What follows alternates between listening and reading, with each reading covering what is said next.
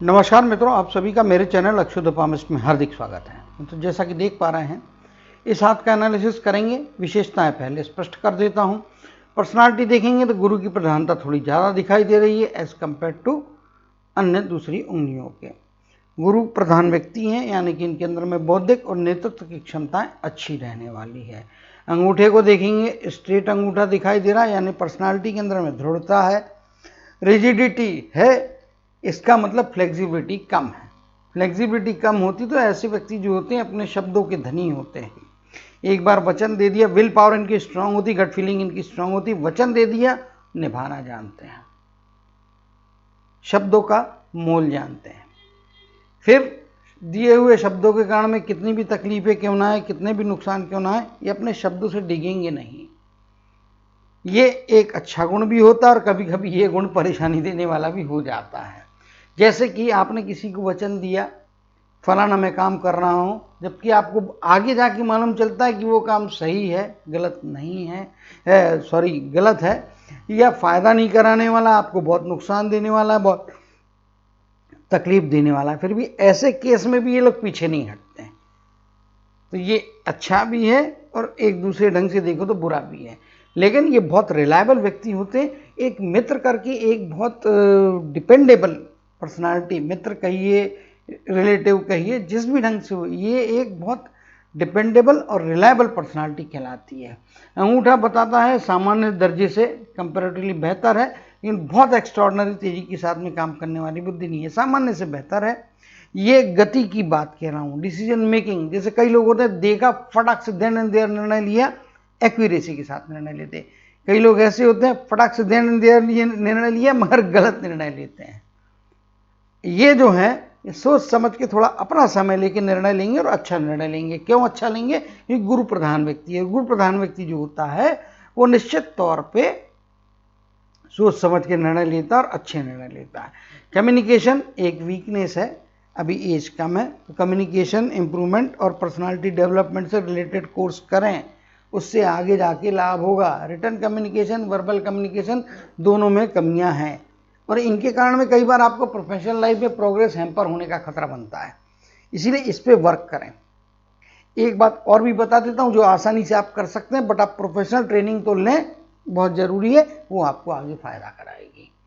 लेकिन साथ में सामने वाले की बात को पेशेंटली सुने, पूरी सुने, जल्दबाजी में कोई रिप्लाई ना दें।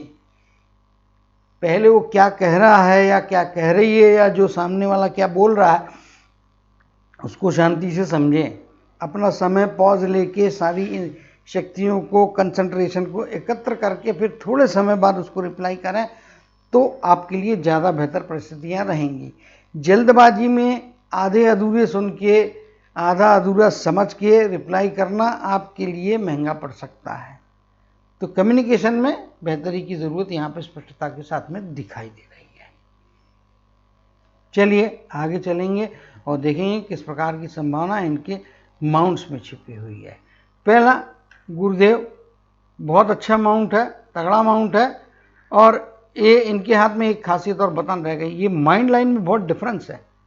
ये इनका वर्किंग एंड में माइंड लाइन जो है वो जीवन रेखा से अलग चल रही, गुरु पर्वत से आ रही है, जबकि यहाँ पे आप देखेंगे तो जीवन रेखा और माइंड लाइन जुड़ी हुई है।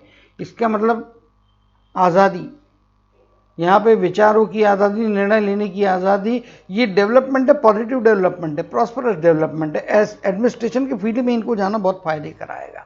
ऐसे लोग नियम कानून का पालन खुद भी करते हैं, दूसरों से भी करवा लेते हैं, लेकिन कभी कभी अपनी मर्जी, अपने आदेश दूसरों पे लाते हैं, वो फिर नेगेटिव बात भी होती है। खैर, ये हम माइंड लाइन की स्टडी में जाएंगे। एक पॉइंट दिख गया, चूँकि शुरू में एक्सप्लेन होना चाहिए था लेकिन यहाँ पर नहीं हुआ।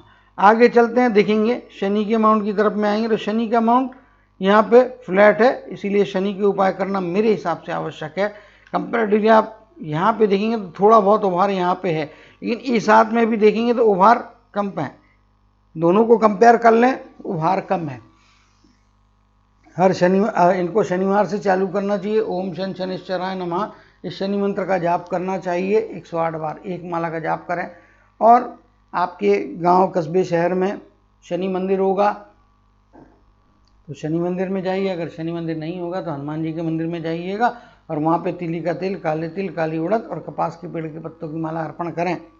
होल लाइफ करना है, क्योंकि कर्म क्षेत्र के देवता का आशीर्वाद या उनके माउंट में कोई कमी, फ्लैटनेस, मतलब आपके जीवन में स्ट्रगल्स को बढ़ाती है, अननेसेसरी स्ट्रगल्स को। स्ट्रगल एक डेस्टिनी होती है, वो मैटर अलग है, लेकिन यहाँ पे अननेसेसरी स्ट्रगल्स आपके बढ़ते हैं, डिलेज बढ़ते हैं। कई बार चीज़ हाथ में आके स्लिप होती, सफलता आती हुई दिख रही और अचानक असफलता में कन्वर्ट हो गई। इस प्रकार की जब चीज़ें आपके जीवन में होने लगे या जितनी आप मेहनत करें उसके एवज में रिटर्न्स बहुत कम मिले, समझ जाइएगा कि शनि देव के आशीर्वाद में उनका मन आपकी तरफ में पूरा नहीं है। उनके आशीर्वाद पाने के लिए शनि के उपाय करना मेरे हिसाब से आवश्यक है, जो कि आगे लॉन्ग रन में आपको फायदे कराएगा।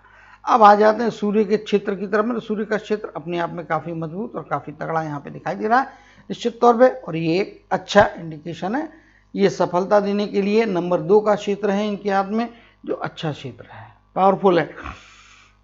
सूर्य इनके हाथ में पावरफुल हैं। अब जो है चित्र को थोड़ा बड़ा करके देख लेंगे। यहाँ पे कुछ तिल के जैसा निशान लग रहा है, तो पहले उसकी विवेचना हम करना आवश्यक है।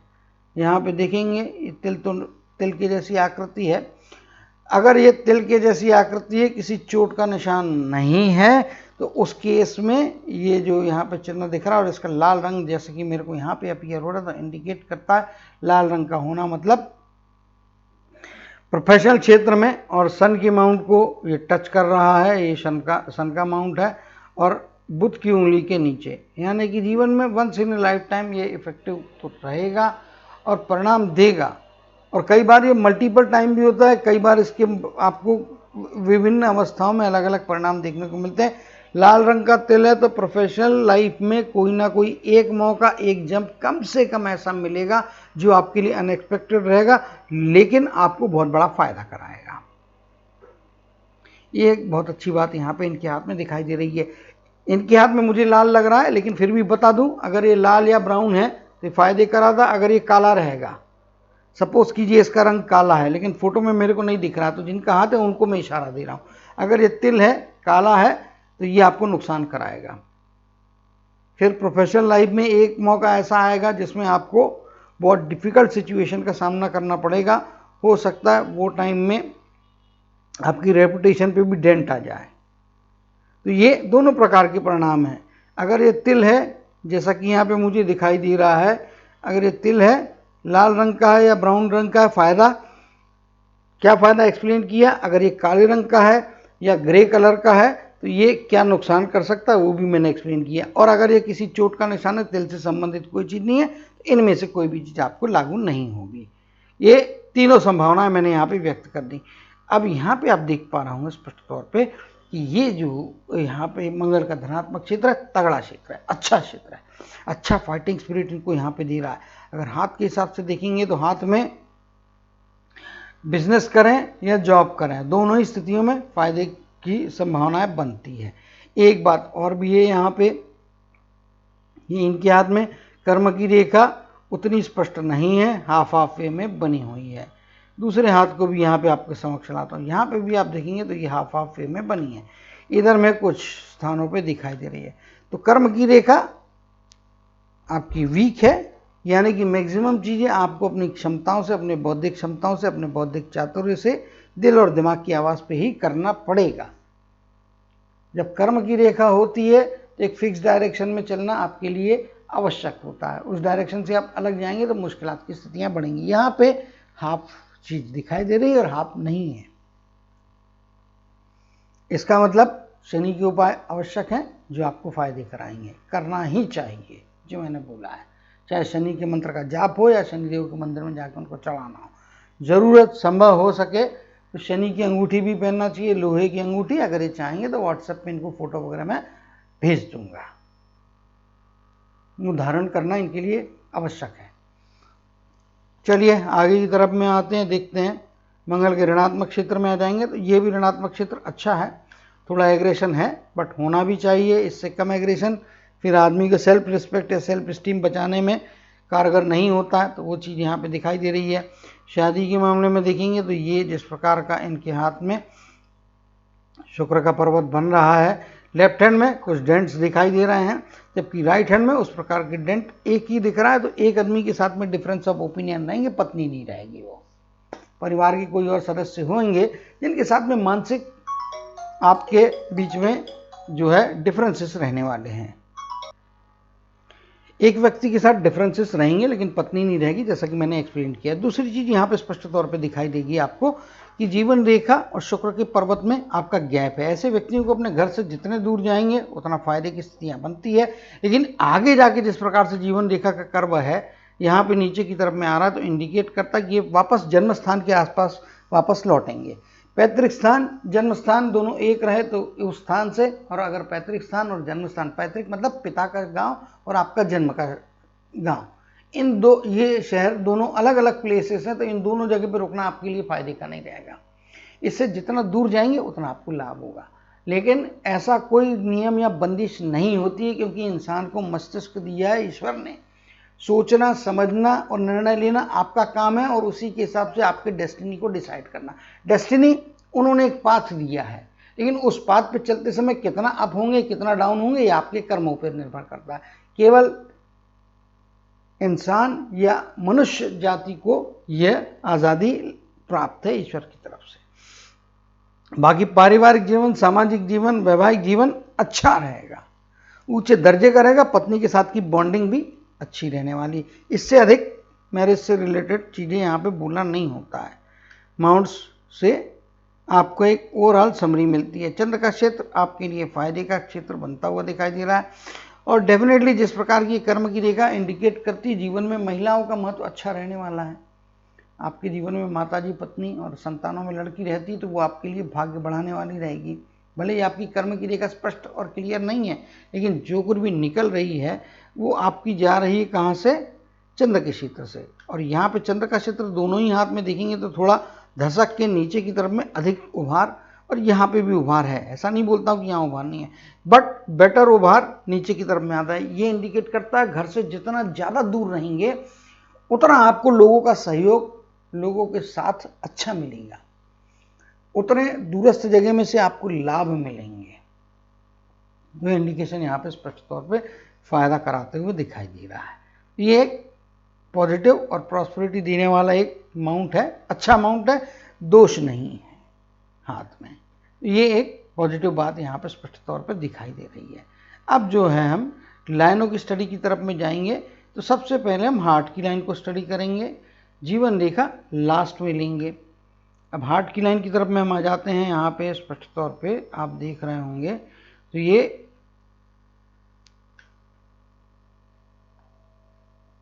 यहाँ पे देखेंगे आप, सॉरी ये ज़्यादा शिफ्ट हो गया, यहाँ पे देखेंगे ये इस प्रकार से आ रही है, दो मुही हार्ट की लाइन है। यहाँ पे ये इधर में आने के बाद में, ये पॉइंट पे आने के बाद में आपको एक तकलीफ हो सकती है।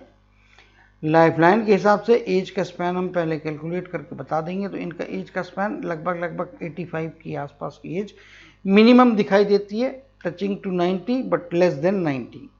उसके मुताबिक यहाँ पे जाएंगे, 90 से कम है, 85 के आसपास की एज है, तो 75 के आसपास की एज इस पीरियड में, और उसके बाद में ओल्डर एज में जाने के बाद में 80 के बाद की आयु, दोनों ही एजेस में ऑपरेशंस और स्वास्थ्य में गिरावट पक्की दिखाई दे रही है। इसीलिए स्वास्थ्य की तरफ में नेग्लिजेंस ना करें तो अच्छा होगा। ये स्वास्थ्य की तरफ का नेग्लिजेंस आपको आगे परेशानियां दे सकता, तो थोड़ा केयरफुल रहने की ज़रूरत यहाँ पे स्वास्थ्य के मामले में दिखाई दे रही है। बाकी प्रैक्टिकल रहेंगे। इसके अंदर में जब भी आती है आपकी हार्ट की लाइन, इतने पार्ट में ही रहती है, शुरू होके शुरुआत से लेकर अंत जो है यहाँ पे रहता है, तो ये आपको प्रैक्टिकल बनाता है, भौतिकतावादी बनाता है। कभी कभी थोड़ा आप सेल्फ सेंटर्ड, स्वार्थी भी होने का खतरा बनता है। तो भाई आज के ज़माने में स्वार्थी होना अपने प्रोग्रेस के लिए, अपने डेवलपमेंट के लिए गलत बात नहीं है, मगर उसमें कुछ प्रिंसिपल्स को आपको मेंटेन करना पड़ेगा। आप अपने स्वार्थ की प्राप्ति के लिए आगे बढ़े, लेकिन दूसरे को धक्का दे के ना बढ़ें। दूसरे को हर्ट करके पाया हुआ प्रोग्रेस कभी भी किसी को भी शांति नहीं देता है। आज सम्मान मिल जाए, कल को उसके नेगेटिव इफेक्ट आपको लेना पड़ते हैं, आपके साथ में परिवार को भी भोगना पड़ते हैं। तो सेल्फ सेंटर्डनेस कंस्ट्रक्टिव वे में रहे, मैं अपना कर लूँ भाई, मैं अपना आगे बढ़ जाऊँ, उसके बाद में मेरे पास समय रहता तो दूसरों को हेल्प करूँ, दूसरों को कंसिडर करूँ, नहीं तो मैं अपने लिए पहले काम करूँगा। ये अप्रोच रहेगा तो कोई गलत नहीं है। लेकिन मेरे सफलता की प्राप्ति के लिए मैं दूसरे की टांग खींच के उसको नीचे गिराऊं, फिर मैं उसके स्थान पर बैठूं, इस अप्रोच से आपको नुकसान हो सकता है और ऐसा होने का खतरा दिखता है। इसीलिए अपने अंदर जस्टिस की भावना बेहतर तरीके से जगाइए। इमोशंस रहेंगे और प्रैक्टिकलिटी रहेगी, दोनों के बीच का समन्वय बहुत अच्छा रहने वाला है। और ये जिस प्रकार से यहाँ पे ये जो रेखा एक्सटेंडेड आपके गुरु के माउंट की तरफ में जा रही है, तो ये आपको फायदे कराएगी। बौद्धिक क्षमताएं अच्छी बढ़ाने वाली आपकी हार्ट की लाइन है। दिल और दिमाग इनका तालमेल बेहतर होता है। जब गुरु के पर्वत पे इस प्रकार से हार्ट की लाइन यहाँ से चलती है और आगे जाती है, एक सिरा उनका शनि की रेखा से नीचे से आता है, तो वो प्रैक्टिकल बनाता है। ये वाला सिरा प्रैक्टिकल बनाएगा, ये वाला आपको जो है जजमेंटल एक्यूरेसी देगा। ये दोनों चीज़ें यहाँ पे अच्छी दिखाई दे रही है। माइंड लाइन की बात करेंगे तो लेफ्ट हैंड के कंपैरिजन में राइट हैंड में माइंड लाइन जो है इनकी सेपरेट निकल रही है और कुछ इस प्रकार से स्थितियाँ बन रही हैं जो इंडिकेट करती है कि बचपन से ही प्रतिभाशाली रहेंगे। सोचने समझने की डेवलपमेंट, माइंड की डेवलपमेंट की प्रक्रिया छोटी उम्र से रहेगी। जन्मजात इनके अंदर में वो एक कंस्ट्रक्टिव माइंड रहने वाला है। ऐसे व्यक्ति, कभी कभी ये पॉजिटिव बात बोलती है, अब ये थोड़ी नेगेटिव बात है, ऐसे व्यक्ति जो होते हैं इनको आदेशात्मक रवैया रहता है। मैं भैया लोगों को ऑर्डर देते रहूं, लोग मेरी बात को मानते रहे, पालन करते रहे। ऐसा रोज प्रैक्टिकल लाइफ में नहीं होता है और इसके कारण में आपके विरोधी बढ़ जाते हैं। तकलीफ बढ़ने की, विरोधी बढ़ना मतलब तकलीफ बढ़ना, और ख़ास तौर पे यदि आपके प्रोफेशनल लाइफ में आपके विरोधी बढ़ गए तो फिर तो आपको प्रोग्रेस में भी डिफिकल्टीज आ सकती है। शनि का माउंट वैसे ही थोड़ा कमज़ोर है, इस प्रवृत्ति पे कंट्रोल जरूरी है, अंकुश रखना जरूरी है। निरंकुश हो सकते हैं आप आदेशात्मक रवैये में, तो वहाँ पर थोड़ा बैलेंस रखने की ज़रूरत स्पष्ट तौर पर है। ये नेगेटिव बात हो गई। एडमिनिस्ट्रेटिव तगड़े रहेंगे, खुद भी नियम का पालन करेंगे, दूसरों से भी नियम का पालन करवा लेंगे। ऐसे व्यक्ति एडमिनिस्ट्रेटिव पोस्ट पे या कमांडिंग पोस्ट पे ऊंचे लेवल पे बैठते हैं, बहुत अच्छे हायर लेवल पे जाते हैं। पॉलिटिक्स में भी ऐसे व्यक्ति जो होते हैं अच्छे नेतृत्व गुण के कारण में आगे जा सकते हैं। हालांकि ये पॉलिटिशियन नहीं बनेंगे क्योंकि अन्य चीज़ें नहीं हैं, बट जिस प्रकार की चीज़ें हैं वो यहाँ पे बता रहा हूँ, जो संभावना यहाँ पे दिखाई दे रही उसके मुताबिक यहाँ पे चर्चा कर रहा हूँ। तो ये चीज़ भी यहाँ पे काफ़ी अच्छी और काफ़ी मजबूत दिखाई दे रही है। माइंड लाइन स्ट्रेट फॉरवर्ड व्यक्ति की है। स्ट्रेट फॉरवर्ड व्यक्ति के साथ साथ में कैलकुलेटिव माइंड लाइन है। हार्ट लाइन में इमोशंस है क्योंकि कर्वेचर है, यहाँ से ये कर्व ले रही है ऐसी, लेकिन यहाँ ये पॉइंट में इमोशंस है, यहाँ से सीधी हो गई है। मोस्ट ऑफ द पार्ट यदि माइंड लाइन के लाइफ लाइन के हिसाब से 3 पार्ट करेंगे तो पहले के 25-27 वर्ष का पीरियड तक थोड़े बहुत इमोशनल रहेंगे, लेकिन आगे जाके दुनिया के अनुभवों को लेके इमोशंस खत्म। कैलकुलेशन, प्रैक्टिकल थिंकिंग, ये इनके पर्सनालिटी का मुख्य अंग बन जाएगा। तो नफ़ा नुकसान के सहारे ये डिसीजन लेंगे। इसीलिए मैंने बोला कि भौतिकतावादी ये रहेंगे, तो भौतिकतावादी रहें, उसकी अतिशयोक्ति से बचें। चलिए लाइफलाइन की तरफ में आएंगे और लाइफलाइन को देखने समझने का प्रयत्न करेंगे, तो चित्र को हम और बड़ा कर लेंगे। चित्र को मैंने बड़ा कर दिया है और इसके मुताबिक देखेंगे। जीवन में पहली शुरुआत 22वें वर्ष के आसपास का पीरियड प्रोग्रेस का पहला अवसर देगा, प्रोफेशन की तरफ में ली जा सकता है। अगला अवसर 25 के एज के आसपास मिलता हुआ दिखाई दे रहा है। इस एज के बाद में यहाँ पे आपके लाइफ लाइन में चेंज आ रहा है, शिफ्टिंग आ रही है। 25 की एज में जो भी जॉब लगता है या जॉब लगने की तरफ में जाते हैं, प्रोफेशन की तरफ में जाते हैं, एक तो पहली संभावना अराउंड एज ऑफ 22 के आसपास की एज में कोई ना कोई बड़ी सफलता मिल सकती है, प्रोफेशन की तरफ में जा सकते हैं। 22 से आगे का पीरियड यहाँ पे इनको दे रहा है। 25 की एज, अगर इसमें प्रोफेशन शुरुआत 22 के आसपास होती है, 25 की एज आपके जीवन में स्थान का परिवर्तन कराएगी, जहाँ पे भी रहते हैं वहाँ से दूर ले जाएगी, और दूर ले जाने के साथ साथ में 25 की एज में परिवर्तन आएगा, और ये लगभग आपके 27वें वर्ष में एक मौका जंप मारने का और मिल रहा है। ये 3 जीवन में काफ़ी तेज़ी के साथ में आपको अवसर मिल रहा है। लगभग 22 की एज के आसपास का पीरियड, 25 की एज के आसपास का पीरियड और फिर 27 के आसपास का पीरियड, प्लस माइनस 1 साल आप पकड़ के चलिएगा, यहाँ पे मिल रहा है। इधर से स्टेबिलिटी आपको मिल रही है। अगला जंप में भी अराउंड 35 की एज में मिल रहा है। 40 की एज में बहुत फीकी लाइन है, ये लाइन कंफर्म नहीं है। यहाँ तक कि जितनी भी मैंने अपॉर्चुनिटी से जुड़ी हुई लाइनें बोली हैं, वो लाइनें आपको कंफर्म आसानी के साथ में सफलता देंगी। मगर आसानी का इसका मतलब ये नहीं होता कि आप कर्म करना बंद कर देंगे तो भी सफलता मिलेगी। कर्म करना है, और जो एज के स्पैन में बता रहा हूँ उनमें पॉजिटिविटी आपकी ज़्यादा, तो उस समय ज़्यादा जंप मारने का प्रयत्न करें, अधिक से अधिक एफर्ट डालें। इसका मतलब डे टू डे लाइफ में कम एफर्ट डालिए, बिल्कुल कहना नहीं है। बट जब टाइम अच्छा होता है, प्रोग्रेसिव टाइम होता है, पॉजिटिव टाइम होता है, वहाँ पे जितना ज़्यादा धक्का लगा सकते हैं तो उसमें सक्सेस की क्वांटिटी आप बढ़ाने का प्रयत्न कर सकते हैं। इन एजेस की तरफ में मैंने ऑलरेडी एक्सप्लेन किया है। यहाँ पे ये जो है इसमें आपको मेहनत करना पड़ेगी, आंखें खुली रखना पड़ेगी, तब आपको 40 की एज के आसपास के पीरियड में सफलता मिल सकती है। आसानी से चीज़ ये पकड़ में नहीं आ रही है, स्लिप होने का भी खतरा यहाँ पे हो सकता है, तो वहाँ थोड़ा केयरफुल रहने की ज़रूरत है। चलिए आगे चलेंगे। यहाँ पे फिर अगेन छोटी सी संभावना में भी 49 की एज के आसपास का पीरियड यहाँ पे छोटी संभावना दे रहा है। आगे यहाँ पे जिस प्रकार की एक रेखा जा रही है, लगभग 54 या 55 की आयु कहना ज़्यादा उचित होगा। इस पीरियड में भी आपको आगे जाने के अवसर मिल रहा है। ये भले ही छोटी संभावना है, लेकिन आगे इंप्रेशन ये बना है, और ये इंप्रेशन कंफर्म नहीं है, 20-25% दे सकता है। तो इसीलिए इन दोनों ही अवसर में प्रयत्न काफ़ी अच्छे शार्पनेस के साथ में डालना पड़ेंगे, अदरवाइज ये अपॉर्चुनिटी थोड़ी फीकी है, इसको आप मिस भी कर सकते हैं। It depends on your talent and your efforts. वो टाइम पे यहाँ पे बेहतर पोजीशंस बनती हुई दिखाई दे रही है। 60 की एज, यहाँ पे भी हल्की रेखा है। इस एज में भी कोई ना कोई अपॉर्चुनिटी, उपलब्धि यहाँ पे प्राप्त होगी।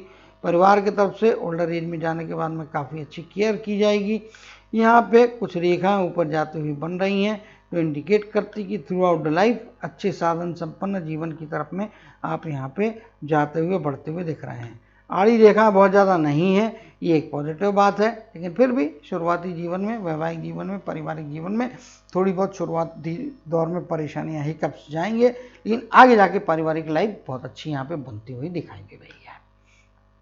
अब आ जाएंगे यहाँ पे, ये माइंड की लाइन है, ये आपके प्रोफेशन से रिलेटेड फील्ड्स की लाइन है। यहाँ पे आप देखेंगे तो ये कर्म की रेखा फीकी है, इस पॉइंट से यहाँ पे तगड़ी हो गई है, फिर यहाँ पे थोड़ी फीकी है और आगे जाके डार्क हो गई 60 के बाद में। इन 60 रिटायरमेंट वर्क से अलग होके काम करने से आप फारिग हो जाएंगे। फारिग मीन्स फ्री हो जाएंगे। रिटायरमेंट लेके फिर घर बैठ के कोई काम नहीं करेंगे, घर में आराम से जीवन बताएंगे। यहाँ पे राहु का क्षेत्र, राहु का ट्रायंगल ओपन हो जा रहा है। खुला ट्रायंगल मतलब हाथ में बहुत पैसा नहीं होता है, डे टू डे लाइफ का पैसा आपके हाथ में रहेगा। लाख रुपए की ज़रूरत है तो लाख रुपए मिल जाएगा, 2 लाख की ज़रूरत है 2 लाख मिल जाएगा। लेकिन आप सोचोगे आपके सेविंग अकाउंट में बहुत पैसा रुका रहेगा, वैसी संभावनाएं आपके हाथ में कम है। ये एक प्रैक्टिकल हाथ है। जैसा कि मैंने यहाँ पे बोला है कि इनको जो है जॉब और बिजनेस दोनों ही बेहतर हैं, लेकिन बेहतर मतलब दोनों कर सकते हैं, लेकिन बेहतर रिजल्ट्स बिजनेस से मिलेंगे, और वो गुरु से जुड़े हुए फील्ड में काम करेंगे तो ज़्यादा फायदा होगा। लेकिन यदि जॉब करते हैं तो फिर उसका नेचर सेल्स या मार्केटिंग का हो, स्टोर्स का हो या परचेस का हो, जिसमें कि आपको लोगों के साथ में संपर्क हो, ट्रांजैक्शन होते रहे, लेन देन की प्रक्रिया चलती रहे, आंकड़ों का खेल होता रहे। बैंकिंग क्षेत्र में भी आप सफल हो सकते हैं। आप LIC एजेंट करके, इंश्योरेंस के एजेंट करके या किसी फॉर्म में मार्केटिंग एग्जीक्यूटिव करके आगे सेल्स में की टॉप पोजीशंस तक भी आप पहुंच सकते हैं। तो ये कुछ सूटेबल क्षेत्र हैं, और अगर इनको अपना काम करना है, खुद का काम करना है, तो इनको गुरु से जुड़े हुए क्षेत्र जैसे कि होटल वगैरह हो गया, रेस्टोरेंट हो गया, इस क्षेत्र में भी काम करेंगे। इसका भी यदि फायदा होगा इनको निश्चित तौर पे, ये कुछ क्षेत्र हैं, सर्च कर सकते हैं jobs and fields related to lord Jupiter, वो आपको फ़ायदे कराएंगे। कॉन्ट्रैक्टरशिप ले सकते हैं आप, बिल्डर से रिलेटेड काम कर सकते हैं, ब्रोकर का काम कर सकते हैं, शिक्षण के क्षेत्र में काम कर सकते हैं, प्रिंटिंग का काम कर सकते हैं, पब्लिकेशन का काम कर सकते हैं, एडमिनिस्ट्रेशन के क्षेत्र में, HR के क्षेत्र में काम कर सकते हैं, मैन पावर सप्लाई का काम कर सकते हैं अगर बिजनेस के हिसाब से देखें। ऐसे बहुत सारे क्षेत्र हैं, आप मालूमात कर सकते हैं। ये बताते हैं कि राहु का क्षेत्र ओपन होना, इसका मतलब ये नहीं कि आदमी कंगाल होता है, बिल्कुल नहीं, ऐसी गलत चीज़ नहीं रखना चाहिए किसी ने भी अपने दिमाग में। राहु का ट्रायंगल ओपन होना मतलब आप पैसे कमाते हैं लेकिन रुकते नहीं हैं। उनको रोक के रखने के लिए सीधा सिंपल तरीका है भाई, फिक्स वे में, सिक्योर वे में इन्वेस्टमेंट की तरफ में जाए, इंश्योरेंस पॉलिसी में डालें, 10-15 साल 20 साल की स्कीम में मंथली बेसिस पे जितना मैक्सिमम हो सके उतना डालें, जबरदस्ती डालें ताकि वो विड्रॉ नहीं होंगे तो ऑटोमेटिक सेविंग होगी। अदरवाइज एकदम पैसा रुकेगा और मेरे अकाउंट में 25 लाख रुपए या 10 लाख रुपए अकाउंट में बैंक बैलेंस हमेशा रहेगा, वैसी स्थितियाँ इनके हाथ में नहीं है। 10 लाख चाहिए होगा तो 10 लाख मिलेगा, ये 10 लाख अर्न कर लेंगे, अरेंज करेंगे, उसको सेटल भी करेंगे अगर किसी से लिए हैं तो। लेकिन 10 लाख 20 लाख 25 लाख बैंक बैलेंस बना रहेगा ऐसा नहीं है। दूसरी चीज़, अनावश्यक फालतू के खर्चों से बचना चाहिए, उसकी संभावना भी यहाँ पे दिखती है, बचने की ज़रूरत है। और बड़े इन्वेस्टमेंट, बड़े खर्चे करने के पहले थोड़ा सोचना समझना चाहिए। कर्म की रेखा और भी कुछ चीज़ें बताती हैं, वो यहाँ पे एक्सप्लेन कर देता हूँ।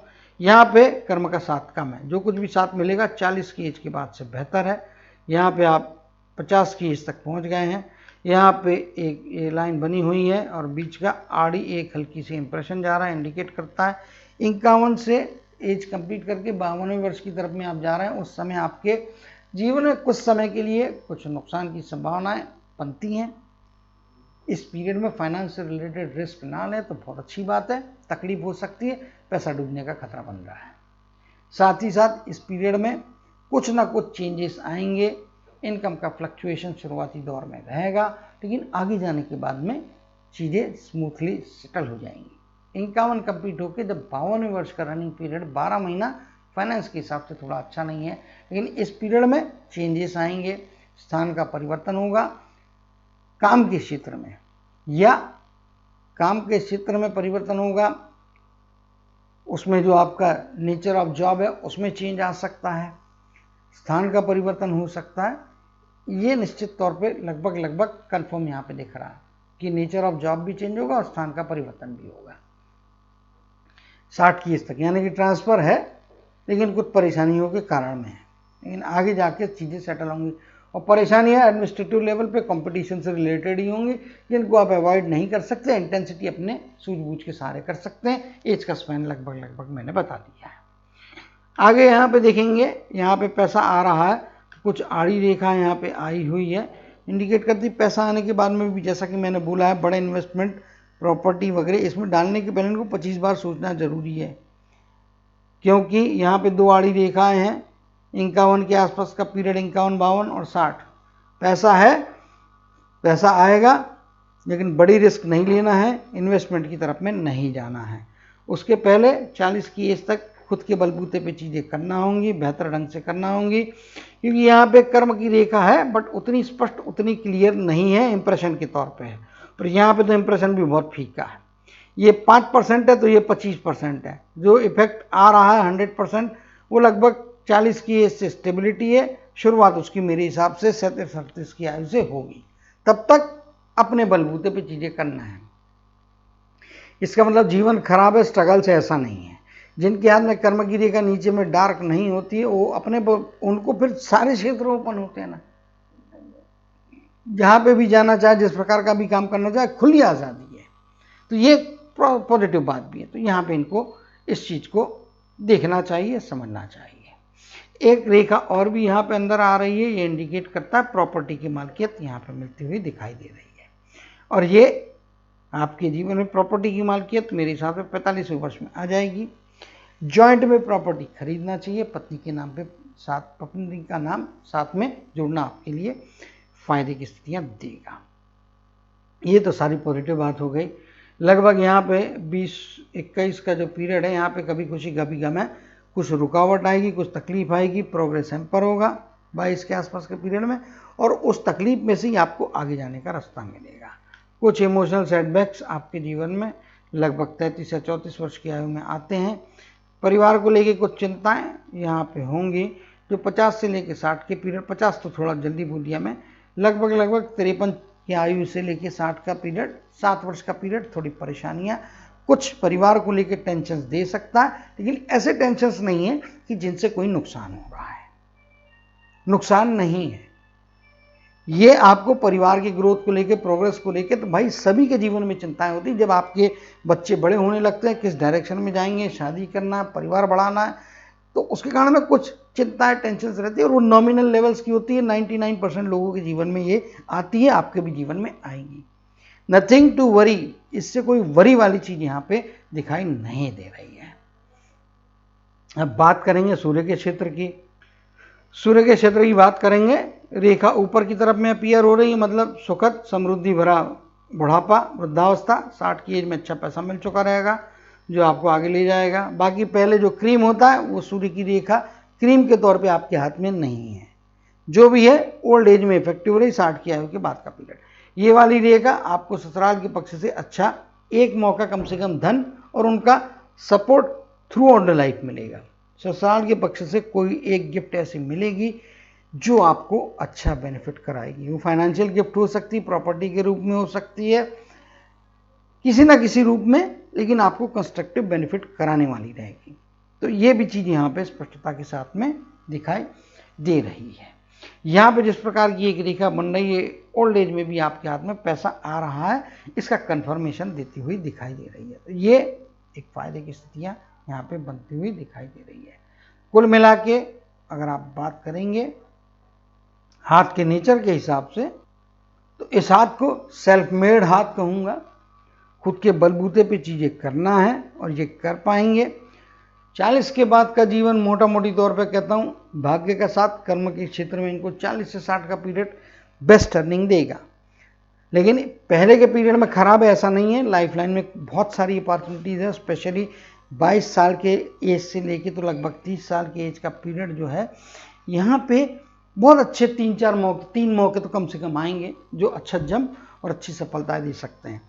पैसा रोकना है तो कुछ फिक्स इन्वेस्टमेंट की तरफ में, सेफ एंड सिक्योर इन्वेस्टमेंट की तरफ में जाना पड़ेगा।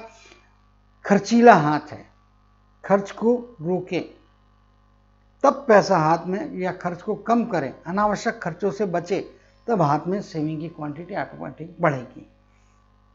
आशा करता हूँ इन सारी चीज़ों को आप ध्यान रखेंगे, अपने अंदर में कंस्ट्रक्टिव पॉजिटिव चेंजेस लाएंगे और अपने जीवन की यात्रा हमेशा सफलता के उच्च शिखर पे पहुंचने के लिए पूरे जोर शोर के साथ आगे बढ़ते रहेंगे। इसी कामना और आशीर्वाद के साथ जय श्री कृष्ण, जय जय शनिदेव कहते हुए इनके हाथ के एनालिसिस को समाप्त करते हुए आप सभी से विदा लेता हूँ।